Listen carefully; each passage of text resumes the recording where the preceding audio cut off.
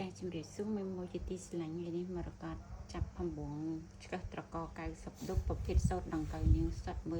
100% ជូនបង9ពណ៌9ក្បិនសម្រាប់ជ្រើសរើសណាបងណាសិតសឹងតែជាកៃសម្រិតសម្រាំង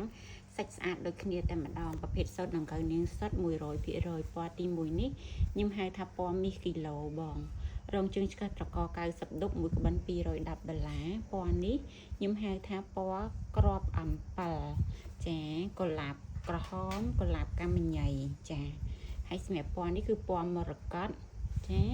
ហើយពណ៌បន្ទាប់មកទៀតនេះគឺទឹកមាត់ខ្យងចាពណ៌កាប់ស្តាំង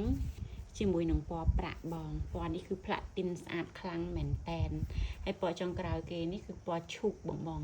ឈូកស្រាលស្អាតប្លែកមានតែមួយក្បិននេះណាបងចាសម្រាប់ការស្រឡាញ់និងពេញចិត្តបងជួយជាក្បិនបងខាងមរកតកៃត្បាញផ្ទាល់បងអូនអត់កាត់ជាសម្ពុតទេអញ្ចឹងក្នុងមួយក្បិនតម្លៃ$210ជូនតម្លៃពិសេសជូនខ្លាំងមែនតែនកៃពេញសម្រងពេញខ្នាតថង់គឺយើងកាត់បានមួយឈុតពេញបរិបូរតែម្ដងណាបងណាចា